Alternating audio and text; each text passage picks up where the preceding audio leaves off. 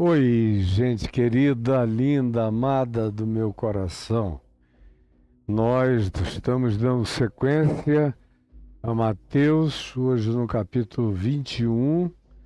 Nós vimos que Jesus da Galileia passou pela Samaria, aconteceu aquele episódio dos 10 leprosos e só o leproso samaritano voltou para agradecer.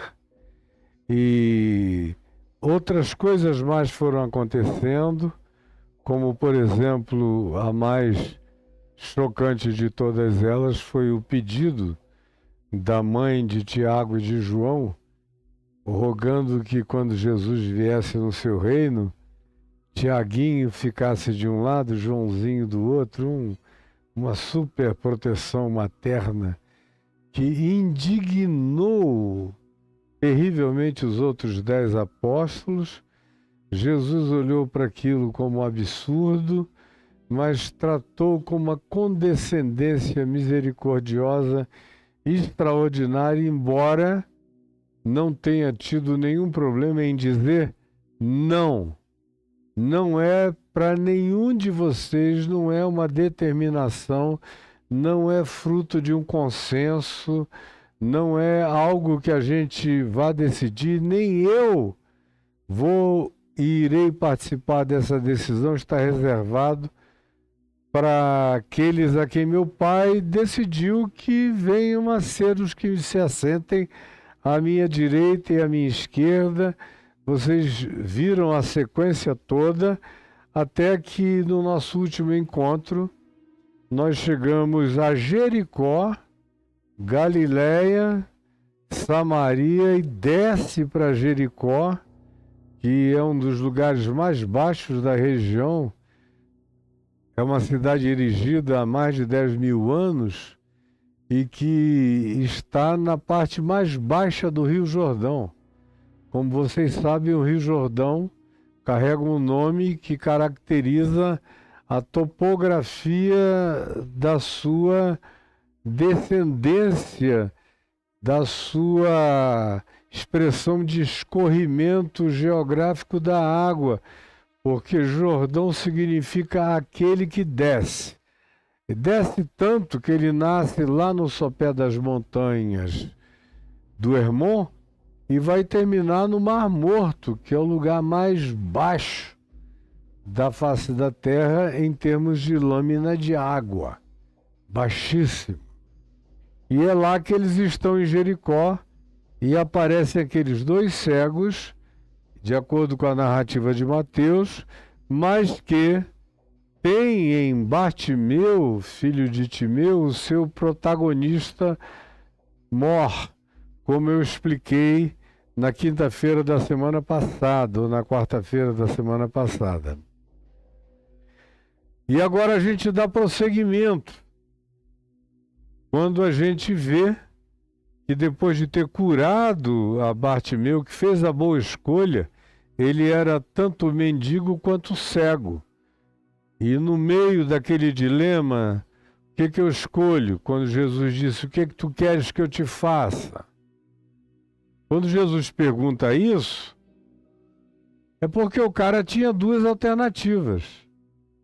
Ele era pauperíssimo mendigo, vivia esmulambado nas esquinas, machucado, desvestido, destituído e invisibilizado pelos olhares supremacistas e superiores, tanto quanto ele era cego. Mas ele faz a boa escolha. Ele, com dinheiro que poderia comprar facilidades para ele, jamais voltaria a ver. E ele é um homem sensato na sua dificuldade e no seu dilema.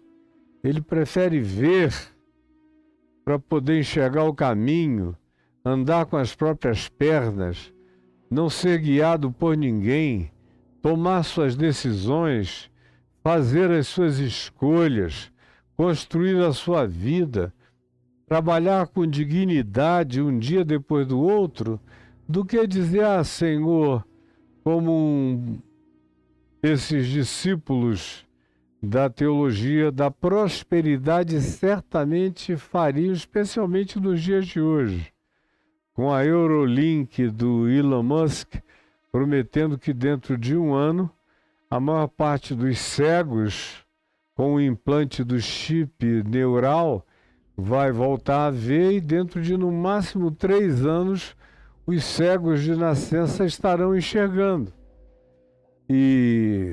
Mas ele não titubeou, embora ele não tivesse nascido nessa era, mas no tempo em que ele nasceu, há 2000 anos atrás, ele queria era ver. Quem vê se autodetermina. Quem vê escolhe seu próprio caminho. Quem vê não espera. É como a música do Geraldo Vandré. Quem vê sabe, quem sabe faz a hora, não espera acontecer. E ele então diz a Jesus, eu quero ver. E Jesus, condoído dele, imediatamente determinou, olhando para ele e para eles, que a visão lhes fosse dada e recuperada, e eles foram seguindo a Jesus estrada fora, numa alegria indizível, e agora era uma subida de Jericó na direção de Jerusalém, que naquela topografia do sul da Judéia era o lugar mais alto para se atingir, era Jerusalém, que está 800 metros acima do nível do Mar Morto.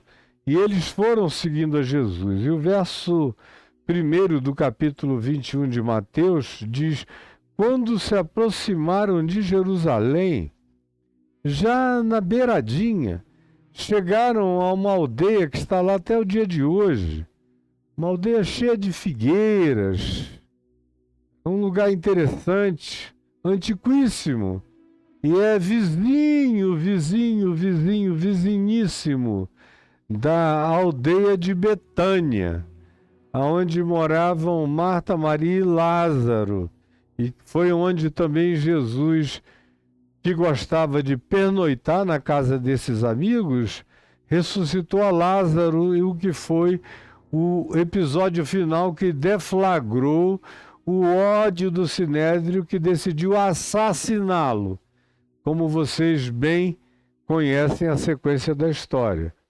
Pois bem, quando chegaram ali, que já dava para ver Jerusalém, naquela virada de quem vem subindo o Monte das Oliveiras e começa a enxergar as muralhas de Jerusalém, em Betfagé, essa visão já está bem conflagrada.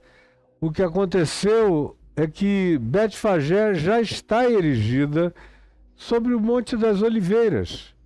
E aconteceu que enviou Jesus 2 discípulos, 2 dos 12 que tinha, não se menciona-lhes o nome, dizendo-lhes: ide à aldeia.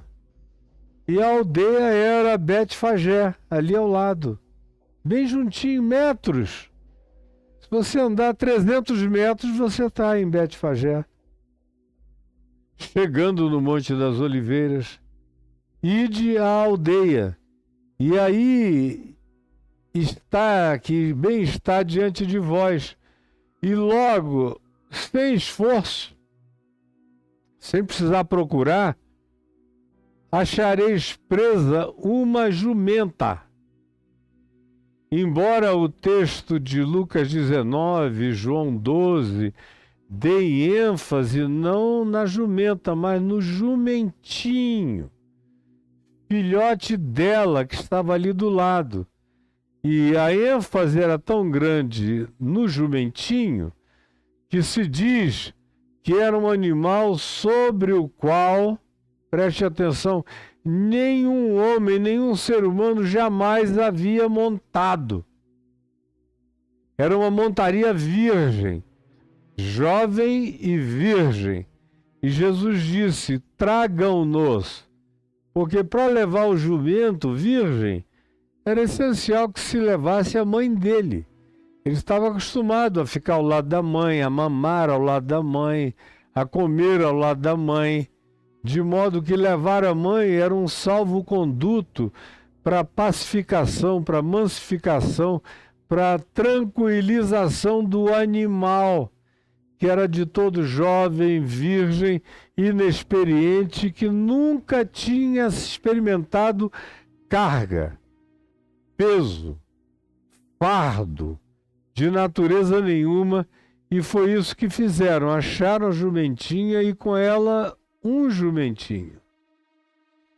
E Jesus disse: despreendei-a e trazei-mos, porque despreendendo a mãe, o jumentinho já queria ir junto, então levá-lo era a coisa mais natural. E Jesus usa a lógica da natureza, a lógica da ascendência materna animal, a lógica da necessidade do mamar, a lógica da dependência do filhote de sua mãe.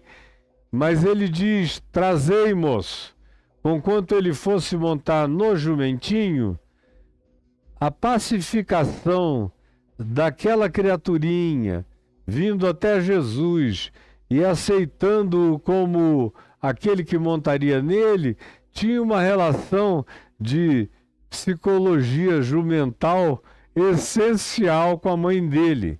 Trazei-mos. E se alguém vos disser alguma coisa, que é óbvio que o jumento estava lá, tinha dono, ele não estava à toa, ele era criado por um dono, e era um animal de carga. Era um dos instrumentos mais úteis para o trabalho contemporâneo nos dias de Jesus. Era um jumento. É num jumento que o chamado bom samaritano vai e coloca depois o homem caído à beira do caminho. O jumento era o animal por excelência na Palestina do primeiro século, muito mais do que o cavalo. O cavalo era um animal de guerra, belicoso. Os judeus não tinham nem mesmo cultura de criação de cavalos. Foi o rei Salomão que criou um grande estábulo de cavalos. Mas se você vir nos dias de Davi, pai de Salomão, o animal por excelência era o jumento. O próprio filho de Davi, Absalão, morreu montado num jumento quando passou embaixo de um arbusto cheio de espinhos. Ele que tinha um cabelão que pesava quilos e era enorme, e ele, um homem alto, ficou preso pelo cabelo nos arbustos e foi executado contra as ordens de Davi, o que incorreu em punição para quem executou aquele assassinato. Mas ele estava montado num jumentinho. E os jumentos eram o animal, era o fusquinha antigo dos anos 50, 60 e 70 no Brasil, era o que se usava para locomoção. Depois vieram outros carros. Hoje a gente tem carros diferentes e no mundo tem sempre algum tipo de locomoção pequena, útil e com grande capacidade de carregar peso, que os humanos continuam usando até o dia de hoje. Nos dias de Jesus eram os jumentos. Nesse caso, a jumenta tinha mais capacidade, mas o jumentinho cumpria a profecia que a gente vai ver mais adiante. E se alguém vos disser alguma coisa, interpelar perguntando, por que vocês estão levando os animais que não são de vocês? Respondei-lhe ao que interpelar-vos, que o Senhor precisa deles. Precisa deles. Ia montar no jumentinho, mas precisava de ambos. Porque a mãe era a pacificação do filho. E na psicologia de Jesus, tudo era feito com o máximo de harmonização, de tranquilidade, de pacificação, de sincronicidade, de não abrupteza, de leveza. E para que isso acontecesse era necessário que ambos estivessem presentes, assim como ele fez com a jumenta e o jumentinho, ele faz com tudo mais na vida, faz parte do modus operandi de Jesus tratar a vida sem essas abruptezas desnecessárias, aonde ele pode fazer as coisas fluírem com harmonia, com delicadeza, com gentileza, com entrosamento, com pacificação. Ele faz com humanos, tanto quanto ele faz com animais. Ele faz com todos. E isso apenas faz a extensão natural do fato de ele ser o príncipe da paz e da pacificação. Então o Senhor precisa deles e logo os enviará de volta. Ele não está pegando para tomar posse. Ele não usa essas prerrogativas de soberania, de dizer, todos os jumentos da terra são meus, eu sou o filho do Deus vivo. Se fosse um pastor hoje em dia dizer, se sinta muito agradecido de eu estar dando o privilégio a você de escolher seu carro, sua casa, seu sítio, seus bens, seus animais, para servirem a mim, porque eu sou um servo do Senhor, um ungido do Senhor, e você que agradeça, como a canalice eclesiástica pratica nos nossos dias. Com Jesus não é assim, nem no detalhe do que nós estamos vendo. Ele vai usar rapidinho e logo os enviará de volta. Se você não quiser aprender nada com a singeleza dessa lição, é uma tristeza para você que vai continuar grosso, estúpido, atropelante, senhor das criaturas e um ente abjeto nas suas posturas. Quem quiser aprender com Jesus, aprenda no trato dele com os humanos, porque é ele que diz, não gritem nas praças. É ele que diz, não criem publicidades desnecessárias. É ele que diz, façam tudo com delicadeza e com discrição, até na hora de dar uma oferta, que a mão esquerda não saiba o que a direita fez. Faz parte do modus operandi dele, que não tem nada a ver com aquilo que você aprende na religião, que são verdadeiras casas de estupidez, de grosseria, de apropriação indébita, de supremacismo e de perversidade. Ele vem aqui e com o jumentinho ele usa desse cuidado. Traga a mãezinha dele, que é para que para ele isso não seja um susto, nem um desvinculamento, nem um desataviamento, para que haja uma naturalidade nele, para que ele venha com a boa vontade instintual de saber que se a mãe está perto, ele está tranquilo. É assim que se faz com tudo mais na vida, é uma sabedoria não para jumentos, mas para humanos, se você não quiser ser um jumento. Pois bem, logo os enviará de volta. Ora, isto aconteceu para se cumprir o que fora dito por intermédio do profeta. Que profeta? Profeta Zacarias, no capítulo 9 e no verso 9. E aí, para você entender o cumprimento dessa profecia em Zacarias 9:9, você tem que ler Zacarias 9:9 tendo Jesus como chave hermenêutica. Porque, de fato, em Zacarias 9:9, você encontra o cumprimento dessa profecia. Tragam o jumentinho, e para que se cumpra essa profecia. Agora, ele isola essa profecia do resto da continuidade do texto, porque a continuidade do texto aqui em Zacarias, no capítulo 9, no verso 9, é dantesco, é horroroso. E Jesus não veio para cumprir isto aqui. Olha só o que diz no verso 9 de Zacarias 9. Alegra-te muito, ó filha de Sião. Filha de Sião era uma expressão para designar os filhos da fé, os filhos da esperança, os filhos do retorno, os filhos da genuinidade, do serviço reverente a Deus e do culto sincero.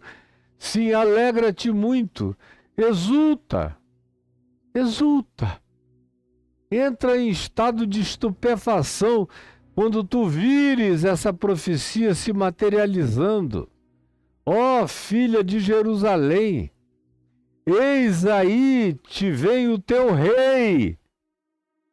Eis aí te vem o teu rei. E não é rei com R minúsculo, é rei com R maiúsculo. É rei Messias, é rei Cristo. É rei ungido absoluto. É rei sobre Salomão, sobre Davi. É o rei filho de Davi que reina sobre Davi. Acerca de quem o Salmo diz que Davi o chama, olhando para o alto, de meu Senhor. Aí vem o teu rei justo. Então, portanto, não era Davi, que não chegou a ser nunca um homem absolutamente justo. Muito menos Salomão, muito menos qualquer rei de Israel. Todos eles estavam cheios de falhas, defeitos. Mesmo os melhores carregavam os seus flaws, carregavam as suas tortuosidades. Porque não há nenhum justo, não há nenhum sequer.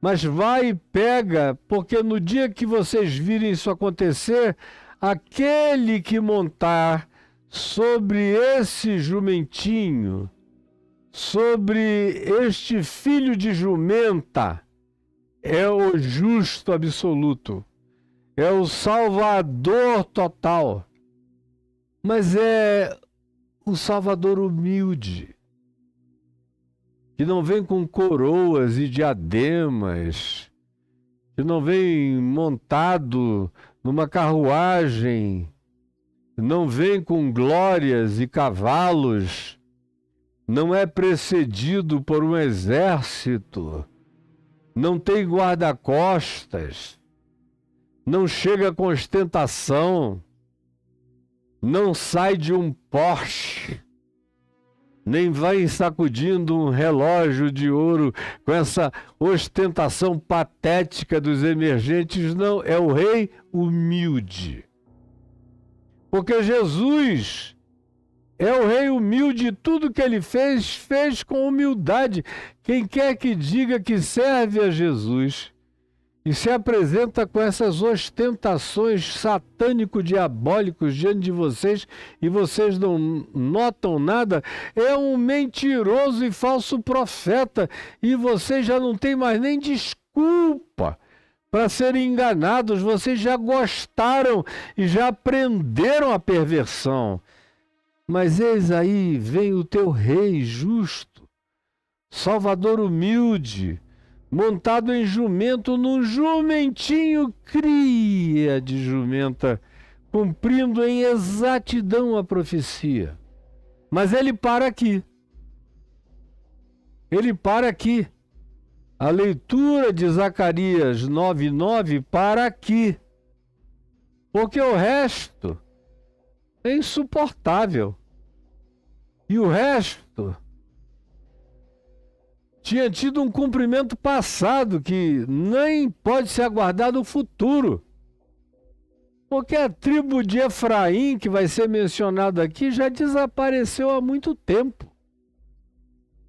Se você fizer um exame de DNA, pode ser que você encontre, tendo um DNA de alguém de Efraim, algum elemento comparativo, pode ser que você encontre ainda alguns filhos de Efraim. Do contrário, a tribo de Efraim acabou-se há muitos e muitos milênios, há 1.700 anos, 800 anos, que não existe mais a tribo de Efraim.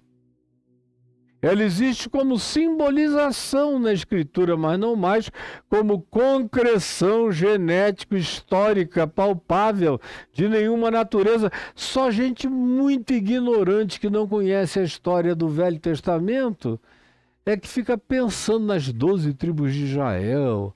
Estão intactas por aí, desapareceu tudo. Até mesmo a tribo chamada de Judá, porque habita a Judéia, onde está Jerusalém, não tem mais nenhuma integridade genético, física, de DNA. E essa é a razão pela qual em Israel, eu vou repetir pela 10ª vez, não se pode fazer exame de DNA, porque os exames de DNA que são feitos com habitantes considerados judeus puro sangue em Israel, mostram que todos eles são pangarés, que nem mais o DNA é puro. Tem gente que se jacta lá de ser filho de Abraão segundo a carne, especialmente os sionistas, mas eles têm um percentual mínimo de DNA de Abraão. Às vezes o cara tem um DNA muito mais carregado de germânicos, de polacos, de gregos, de ingleses, de espanhóis, de outros grupos humanos que não judeus. Então, nem nesse sentido, isso é veraz. Por isso, para não criar uma relativização total no supremacismo religioso dos que habitam Israel, achando que eles são judeus puro sangue, e não são, é que é proibido fazer teste de DNA em Israel. Se você quiser fazer, vá para outro país, lá eles não fazem. E a sequência no verso 10 é totalmente antagônica ao que Jesus veio fazer. Na realidade, Jesus repreendeu os que queriam que ele fosse um rei belicoso, que entrasse em Jerusalém, acabasse com o sinédrio de perversos, destituísse Pilatos, declarasse guerra a Roma, invocasse legiões de anjos, de extraterrestres, alienígenas, poderosos de outras naturezas, com os seus aparatos, com as suas espadas de fogo, de laser, ou de qualquer que seja a natureza energética, ou a sua capacidade de fala, de queimar com os olhos, de declarar palavras que secariam qualquer um e qualquer coisa. Era isso que se queria que esse rei, Messias, fizesse, mas esse é o rei humilde, que não vem montado numa biga egípcia, ele vem num jumentinho, que não estava preparado para nada, nem para correr. Tinha que ser uma descida rápida, e era descida, não era subida. Porque se fosse subido, o jumentinho nem aguentaria o peso, era na descida com a mãezinha dele ao lado. E é uma descida curta. É uma descida que eu já fiz, desculpem, mas eu vou usar uma expressão superlativa. Eu já fiz milhões de vezes aquela descida a pé. Mas o verso 10 não estaria em vigor, Jesus não veio para cumpri-lo. A profecia para na eleição do texto feito a partir do que Jesus veio fazer. Portanto, ele é a chave hermenêutica para a gente entender Zacarias 9:9. Porque do verso 10 em diante diz: destruirei os carros de Efraim. E era o exército mais forte que Israel tinha naquele tempo, ou nos dias antes, porque nos dias de Jesus, Efraim era só o nome da tribo, lá na região norte de Israel, mas já nem tinha mais a tribo de Efraim. E os cavalos de Jerusalém, que desde os dias de Salomão já não estavam presentes, e o arco de guerra será destruído. Jesus não veio para fazer isso. Ele anunciará paz às nações. Isso sim, ele veio para fazer e disse: ide por todo o mundo e pregai o evangelho da paz a todas as nações. E o seu domínio se estenderá de mar a mar, o domínio da pregação do evangelho, do anúncio da graça, do evangelho da graça. Vai cobrir o Eufrates. Por que o Eufrates? Porque era um lugar da Babilônia, é o lugar da Ásia Menor, da Turquia. Toda vez que eu estou na Turquia, eu passo em cima do rio Eufrates. Passo mais de uma vez. Às vezes a estrada serpenteia o Eufrates. Então, eles tinham ido para o cativeiro em Babilônia, ficaram lá com os medos, com os persas. Foi de lá que eles receberam a liberdade proclamada por Ciro o Grande para voltarem para a terra de Judá. Então é uma referência simbólica ao exílio. Vocês que estiveram exilados, a mensagem do rei humilde vai chegar até ao coração do exílio onde vocês estiveram presos. Não é uma profecia para dizer que Israel tem que ser dona de tudo, desde o Nilo até o Eufrates. Como os rabinos sionistas proclamam hoje em dia, só se for para criarem a Terceira Guerra Mundial. Porque para ser dono e se apropriar do Nilo até o Eufrates, tem que tomar o Egito, tem que tomar a Jordânia, tem que tomar a Síria, tem que tomar o Líbano, tem que tomar o Iraque, tem que tomar a Turquia, tem que ser uma potência absoluta no Oriente Médio, e ninguém aceitaria isso, e o que viria seria uma guerra de natureza atômico universal. Mas o pessoal não consegue nem raciocinar, porque não conhecem o contexto bíblico e não leem a Escritura tendo Jesus como chave interpretativa. Sim, o domínio sobre o qual se fala aqui é do anúncio dessa palavra que chegaria a tantos lugares, até as extremidades da terra. Me alcançou no Amazonas. A palavra do rei humilde, que desceu o Monte das Oliveiras num jumentinho, me alcançou no Amazonas. Israel nunca será dono do rio Amazonas, nem do Eufrates, nem do Nilo. Isso está aqui apenas como determinação vinculada aos lugares onde eles estiveram em exílio.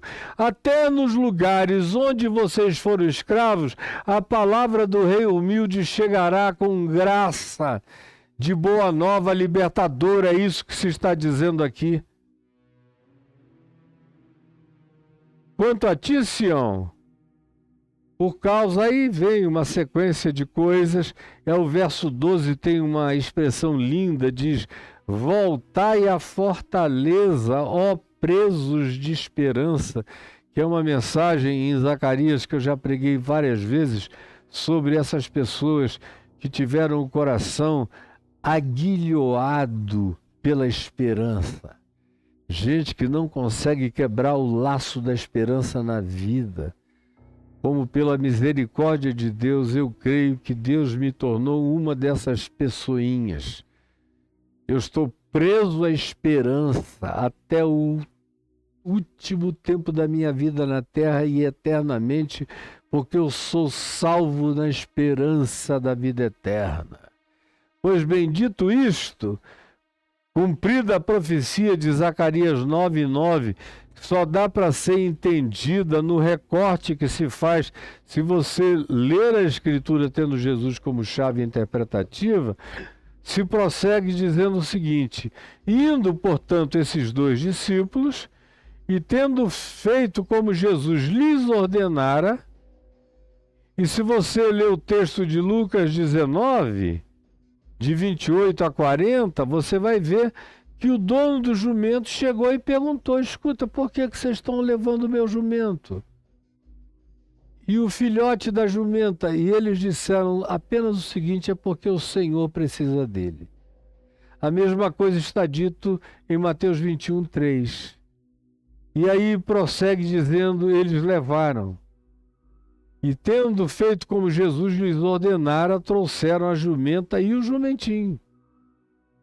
Então puseram em cima deles as suas vestes, não as vestes de Jesus, porque Jesus não ficou despido. Ele andava com uma túnica toda tecida de alto a baixo, sem costura, que deve ter sido um presente muito, muito interessante e carinhoso que ele recebeu, porque não é fácil fazer uma túnica sem remendos, sem costura, de alto a baixo, inteira. E abaixo disso ele andava cingido com um cingimento que hoje em dia a gente chama de cueca. Então não foi com a roupa dele, foi com a roupa dos circunstantes, a roupa dos discípulos, a roupa da multidão. Eles foram tirando capas, túnicas e cobriram a jumenta e o jumentinho, puseram em cima deles as suas vestes e sobre elas Jesus montou. E a maior parte da multidão estendeu as suas vestes pelo caminho, a maior parte. Como eu disse, não é um caminho de 1 quilômetro, é uma descida.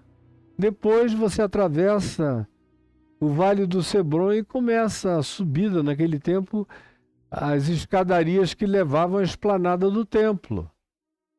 Mas não é uma jornada de 2 quilômetros. Era um caminho curto. Por isso eles disseram: é só uma entradinha e logo depois a jumenta e o jumentinho estarão de volta. E a maior parte do povo forrou o caminho com as suas vestes. Outros cortavam ramos de árvores. E tem abundância ali, ramos de oliveiras, de ciprestes, de figueira. Fizeram um caminho de folhagens para Jesus passar. E espalharam por toda aquela estrada, que, como eu vou repetir pela 4ª vez, não era longa. E as multidões, tanto as que o precediam, porque tinha um grupo andando na frente, como aquelas que o seguiam, era o pessoal que vinha andando atrás.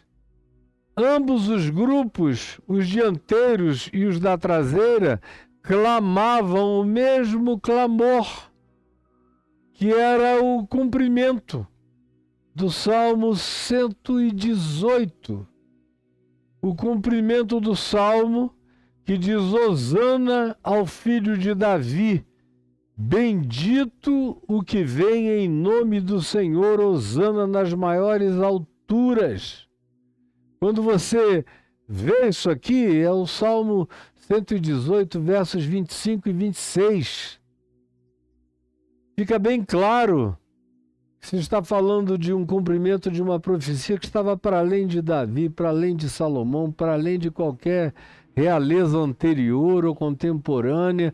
Era o cumprimento de algo que só poderia ser enxergada pelos humildes de espírito. Os que não fossem humildes de espírito, era um espetáculo patético. A marcha para Jesus não ia querer essa cenografia aqui. É muito pouca gente. Um caminho sem barulho. E ainda sentado num jumentinho, que coisa mais pobre. Esse grupo de pessoas fazendo esse gesto. E ele entrou. E você não vê nenhuma autoridade romana indo para lá, ou uma escolta de centuriões, ou qualquer tipo de autoridade superior. Não. Era coisa de gente simples, um povo simples, uma profecia simples para um rei humilde. Pessoal, hoje em dia, na teologia do domínio e na teologia da prosperidade, quer fazer de Jesus quem ele nunca foi, quem Satanás propôs que ele fosse, lá em Mateus 4, e ele repreendeu o diabo porque disse: não, comigo não. Mas os crentes querem justamente o que o diabo ofereceu como tentação, e os crentes apelidaram de cumprimento da promessa de Deus. Que coisa mais patética. Pois bem, e entrando ele em Jerusalém, depois de percorrido esse caminho, toda a cidade se alvoroçou depois que ele chegou lá dentro. E perguntavam: quem é este? Vocês vejam como Jesus era estranho a Jerusalém. Estranho. Nunca foi a cidade dele.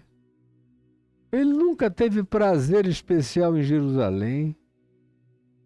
Quando ele iniciou seu ministério, ele podia ter ido morar em Jerusalém, mas Jerusalém ele sabia que era o lugar da morte, do assassínio, do homicídio, dos poderes do supremacismo que mata, como a gente assiste até o dia de hoje. É de lá que procedem as ordens de genocídio, de execução, de holocausto semítico, porque eles estão matando seus próprios irmãos, filhos de Abraão. Os palestinos são filhos de Abraão, segundo a carne. E provavelmente tenham um DNA de Abraão menos alterado do que os próprios judeus de Jerusalém. Mas quando ele entrou em Jerusalém, ele era tão estranho a Jerusalém, Jerusalém estranha a ele, que perguntaram: quem é este? Vocês vejam a total falta de intimidade entre Jesus e Jerusalém. Ele tinha ido lá antes, sim, algumas pouquíssimas vezes. Mas ele nunca achou que aquele fosse um lugar salutar para viver, para morar. Era a capital da hipocrisia, do supremacismo, do ódio, da superioridade sobre os outros, da aristocracia arrogante. Era Jerusalém, da classe sacerdotal enciumada, ciumenta e com potencial homicida horroroso. Era a capital dos fariseus, era a capital de todos os que queriam ter poder e gostariam de aparecer e de se visibilizarem. Era a capital do Sinédrio, do Knesset, das autoridades judaicas. Era a capital do poder. E como Paulo veio a dizer, e se você não quiser ser apenas um ouvinte negligente da palavra, abra em Gálatas, no capítulo 4, e leia o capítulo 4 todo de Gálatas, onde Paulo fala de Jerusalém, dizendo que aquela era uma cidade que só gerava para a escravidão, só gerava para a morte, para a eliminação, que era a cidade da arrogância, que só tinha um nome irônico de cidade da paz, mas era onde nunca houvera nem haveria paz. Era a cidade chafurdada e encharcada, e que espojou o sangue dos profetas todos que falaram em nome de Deus e nenhum deles morreu na Galileia. Todos eles morreram em Jerusalém. É por isso que Jesus vai dizer logo, logo depois, Jerusalém, Jerusalém, que matas os profetas e apedrejas a todos os que te foram enganados, que não reconheces nunca as oportunidades de graça, de salvação, de visitação, de amor de Deus. A presunção de vocês religiosa é tão grande que vocês são mais cegos dos que os cegos de visão, de nascença. Vocês não enxergam nada, nasceram cegos pela arrogância religiosa. Assim é Jerusalém. Por isso, até Jesus, que tinha feito milagres lá, já tinha curado pessoas lá, já tinha mandado a mulher adúltera de João 8 ir embora para casa sem ser apedrejada, já tinha curado no poço de Betesda, já tinha feito coisas lá desde a juventude, quando deixou os escribas, os fariseus e os mestres da lei perplexos com a sua sabedoria aos 12 anos de idade. Mas Jerusalém só se interessa por Jerusalém. Nós somos o lugar da bênção. Quem não mora aqui não está com nada. Quem não frequenta o nosso templo aqui não conhece Deus. É igualzinho o que acontece com as igrejas grandes, as denominações, as mega churches e os mega pastores com as suas arrogâncias mais infladas do que a de demônios, muitas vezes. Quando ele entrou, qual foi a pergunta? Quem é este? O que revela como a religião não conhece Deus. Na Galileia ninguém faria essa pergunta. Na Samaria ninguém faria essa pergunta. Eventualmente, na região da atual Jordânia, onde estava Geresa, Gadara e uma quantidade grande de outras cidades das Decapólis, ninguém faria essa pergunta. Eventualmente nem em Damasco, na Síria. Todo mundo sabia quem ele era, menos em Jerusalém. Ou não sabiam ou queriam dar uma de superiores. A gente não vai nem reconhecer quem é esse cara. O que cabe a ele é a nossa ignorância deliberada. Quem é este? Como às vezes a gente encontra, chega em lugares onde todo mundo sabe quem você é, mas eles fingem que nunca te viram antes e dizem, e esse cara aí? Mas nesse caso aqui, as duas coisas podem estar em operação. Tanto a ignorância de quem nunca prestou atenção no que era a manifestação personificada do seu Rei Salvador, porque sendo humilde não lhes interessava, porque não chegando com um séquito real não lhes importava, porque chegando com humildade era objeto do seu desprezo, porque desprezavam tudo que fosse humilde, ou por causa da sua arrogância, que mesmo sabendo quem era Jesus, fingiam que sabiam quem ele não era.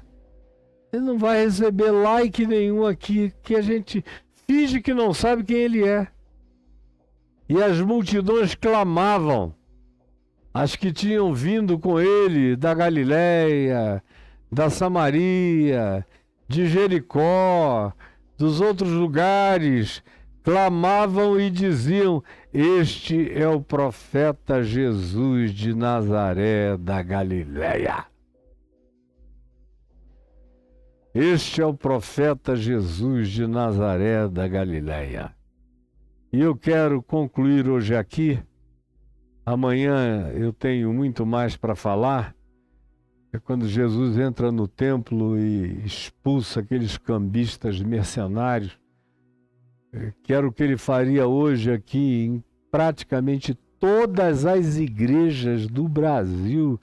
Ele entraria com a zorrague na mão e tocaria do púlpito todos os pastores e eventualmente expulsaria do templo todos os crentes que vão lá pensando só em dinheiro, em grana, em prosperidade, em ostentação, em tudo isso. Mas isso fica para amanhã.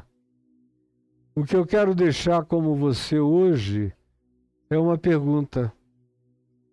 Você percebe Deus nas manifestações de humildade do Evangelho de Jesus?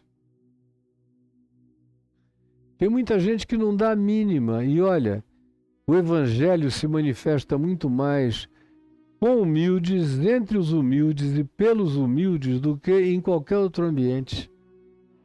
E quem não tem olhos para enxergar os humildes, o que lhes procede da boca, o que lhes advém das ações e o que decorre das suas expressões de culto simples, humilde, improvisado, porém espontâneo e sincero, e fica procurando Deus só em templos majésticos.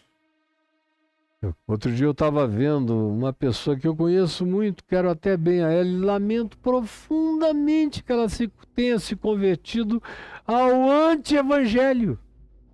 Ao anti-evangelho. Ele fazendo uma live na porta do templo que ele está frequentando, que é um dos mais ricos do Brasil, esse templo hoje em dia, dizendo, olha como a nossa igreja está bonita. Igreja para ele, coitado, eu tenho um amor enorme por ele, mas para ele igreja ainda é aquela fachada de supermercado, toda incrementada, com culto, não é para crianças, é para kids. Ele estava glorificando a grandeza do estacionamento. Aí você entra, são aquelas luzes roxas, o teto preto, aquela coisa enorme. Tem uma área VIP, olha que linda a nossa área VIP. E eu olhando, digo, meu Deus, eu te conheço há tantos anos. Você já ouviu o evangelho puro de Jesus de mim tantas vezes, mas parece que a cabeça é empedrada.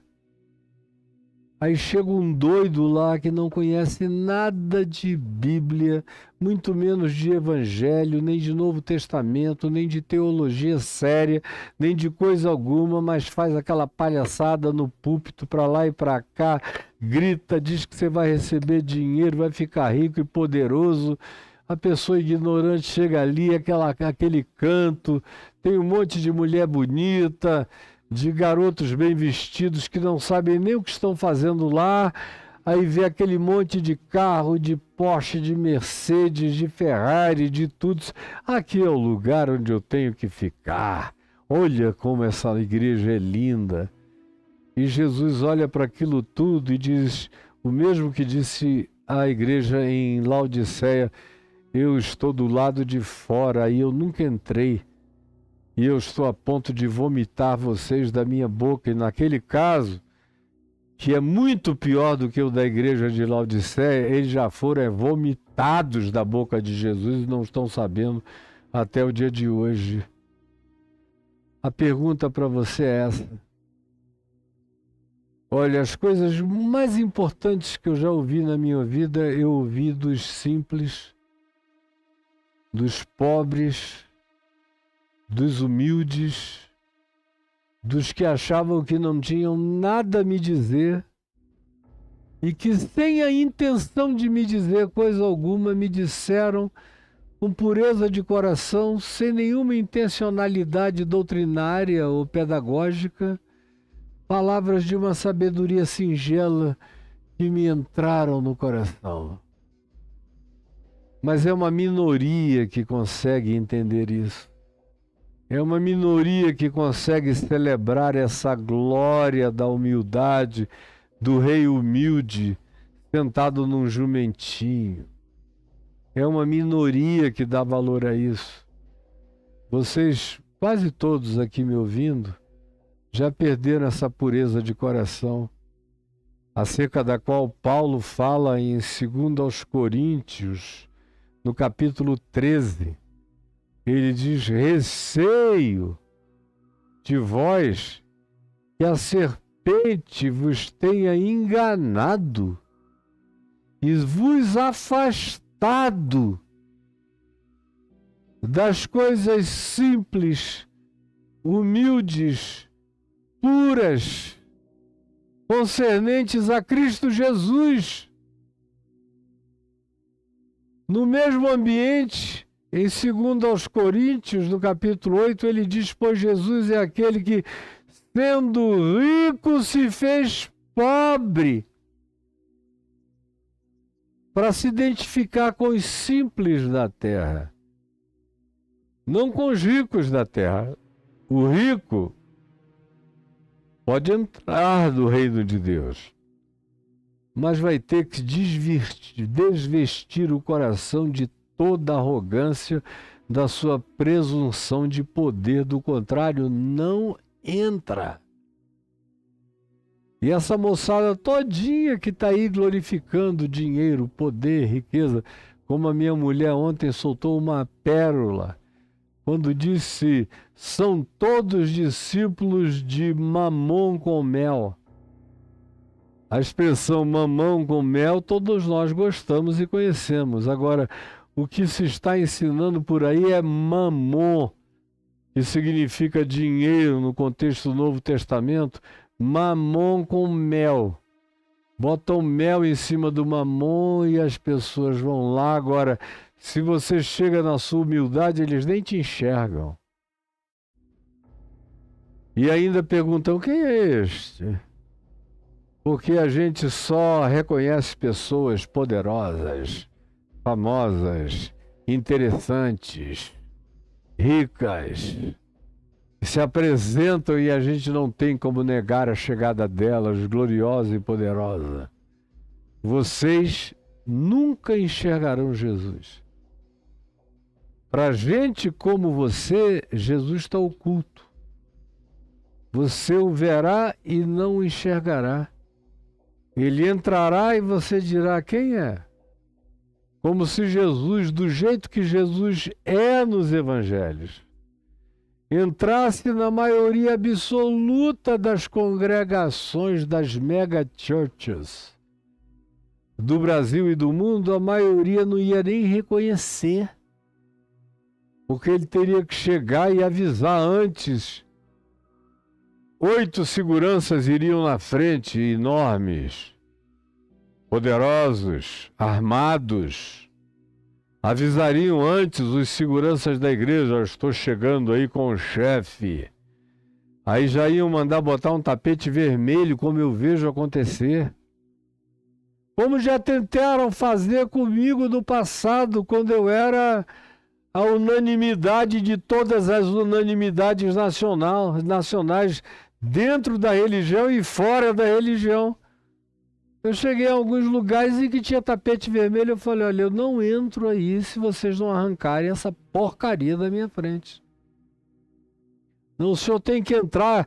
Houve lugares onde eu cheguei que tinha gente com trombeta, 4, 5 trombetas. Um lugar tinha 7 trombetas de um lado, 7 do outro, para anunciar a minha entrada triunfal naquele templo para milhares de pessoas. Eu falei: não entro aí. Mas que é isso, pastor? Eu digo: não entro aí, é contra tudo em mim. Eu só vim pregar o evangelho. Se vocês são assim, eu vou embora. Eu entro pelos fundos. E na hora de me apresentarem, digam apenas que eu vim pregar o evangelho. Todo mundo me conhecia naquele tempo, mas assim mesmo eles queriam te dar